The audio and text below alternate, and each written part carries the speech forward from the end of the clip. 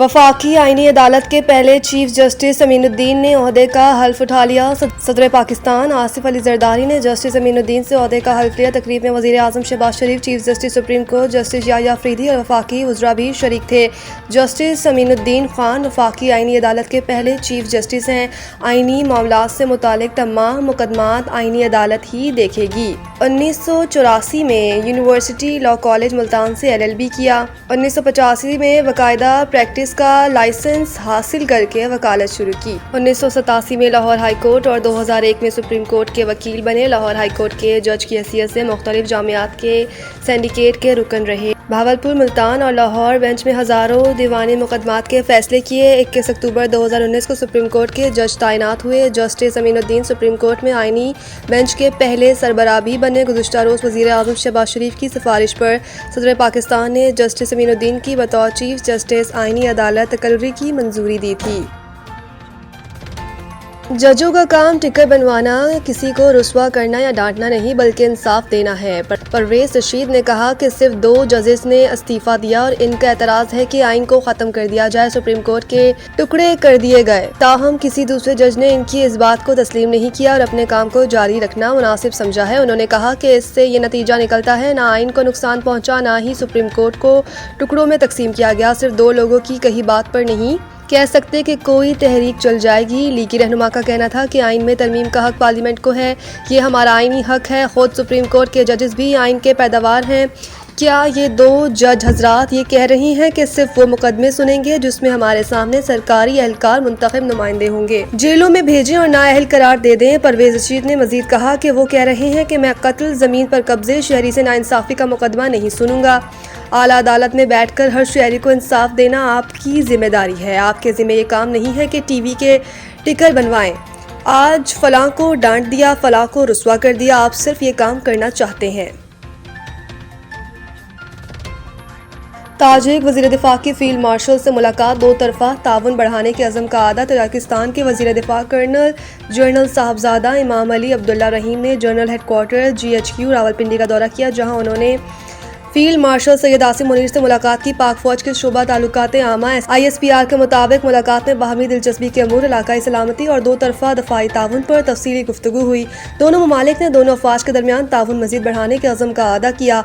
ISPR के एलामिये में बताया गया कि मुलाकात के दौरान फौजी तरबियत, इंसदाद दहशतगर्दी और इलाकाई अमन व इस्तेहकाम जैसे अहम शोबों पर भी इत्तफ़ाक़ राय हुआ। पाकिस्तान के मुसल्लह अफ़वाज ने खत्ते में अमन के क़याम के लिए नुमाया किरदार अदा किया। इस मौके पर फील्ड मार्शल सैयद आसिम मुनीर ने खत्ते की सलामती और खुशहाली के लिए इज्तिमाई इक़दामात की अहमियत पर जोर देते हुए तजाकिस्तान के साथ दफ़ा और सलामती के शोबों में ताउन मज़ीद बढ़ाने के पाकिस्तान के अज़म को दोहराया। वज़ीर आला KP की मंशियात बनाने और फराहम करने वालों के खिलाफ सख्त कार्रवाई की हिदायत। वज़ीर आला खैबर पख्तूनख्वा सुहेल अफरीदी की सदारत इजलास में मंशियात के सप्लायर्स और मैन्युफैक्चरर्स के खिलाफ कार्रवाई का फैसला किया गया। वज़ीर आला सुहेल अफरीदी का कहना था, मंशियात की लानत जामियात तक जा पहुंची है, हम मजीद गफलत के मुतहम्मिल नहीं हो सकते। नौजवान नस्ल को मंशियात की लानत से महफूज रखने के लिए इक़दामात करना होंगे। मंशियात बिलखसूस हेरोइन और आइस का जड़ से खात्मा नागुज़ीर है। इन्होंने कहा कि मंशियात की तैयारी और तरसील के खिलाफ कार्रवाई के लिए मरबूत हिकमत अमली इख्तियार की जाएगी। कार्रवाई के लिए महकमों और इदारों पर मुश्तमिल मुश्तरका टीम तश्कील दी जाए।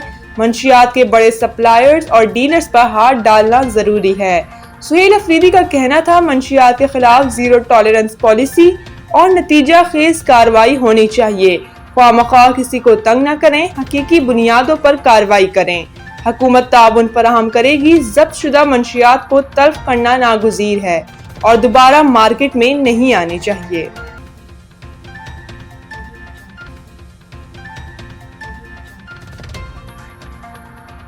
पंजाब की फिजा आज भी मुज़रे सेहत। लाहौर आलूदा तरीन शहरों में सरे फहरिस्त। लाहौर समेत पंजाब में फिजाई आलूदगी खतरनाक हद तक बढ़ गई। मुख्तलिफ इलाकों में एयर क्वालिटी इंडेक्स इंतहाई तशवीशनाक सतह तक जा पहुंचा। सूबाई दारुल हुकूमत आलूदा तरीन शहरों में आज फिर सरे फहरिस्त आ गया। शहर का मजमूई एयर क्वालिटी इंडेक्स 474 को छू गया। माहौलियाती वेबसाइट के मुताबिक लाहौर के इलाके सैयद मुरातिब अली रोड का AQI 678, ماحولیاتی ویب سائٹ کے مطابق لاہور کے علاقے سید مراتب علی روڈ کا AQI 804، گلبرگ میں 678، DHA 569، پنجاب یونیورسٹی کے اطراف 486 اور ماڈل ٹاؤن کے علاقے کا ایئر کوالٹی انڈیکس 471 ریکارڈ کیا گیا ہے۔ اس کے علاوہ پنجاب کے دیگر شہروں فیصل آباد میں AQI 626 اور گجرانوالہ میں 515 تک جا پہنچا۔ ماہرین صحت نے شہریوں کو ماسک کا استعمال کرنے، غیر ضروری باہر آنے جانے سے گریز کرنے اور گھروں میں ایئر پیوریفائر کا استعمال بڑھانے کی ہدایت کی ہے۔ ماحولیاتی ماہرین کا کہنا ہے کہ فصلوں کی باقیات جلانے، ٹریفک کے دباؤ اور صنعتی اخراج کا باعث شہر کی فضا بدترین آلودگی کا شکار ہو رہی ہے۔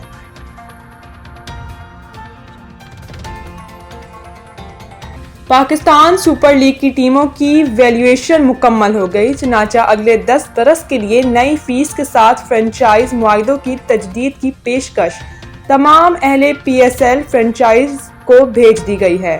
ٹیموں سے کہا گیا ہے کہ وہ مقرر ڈیڈ لائن کے اندر PSL مینجمنٹ کو اپنے فیصلے سے آگاہ کریں۔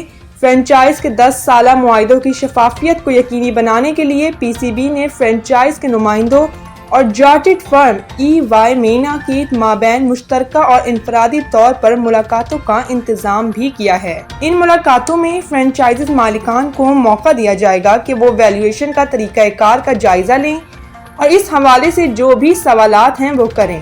اس کے علاوہ PCB کو چارٹرڈ فرم EY مینا کی جانب سے 2 نئی PSL فرنچائز ٹیموں کی ممکنہ پرائز بارے رپورٹس بھی موصول ہو گئی ہیں۔ دونوں ٹیموں کی فروخت کے لیے ٹینڈر کا عمل جلد شروع کر دیا جائے گا۔ نئی فرنچائز خریدنے میں دلچسپی رکھنے والوں کو اپنی ٹیموں کے لیے جن شہروں کے ناموں کی چوائس دی جائے گی، ان میں حیدرآباد، سیالکوٹ، مظفرآباد، فیصل آباد، گلگت اور راولپنڈی شامل ہیں۔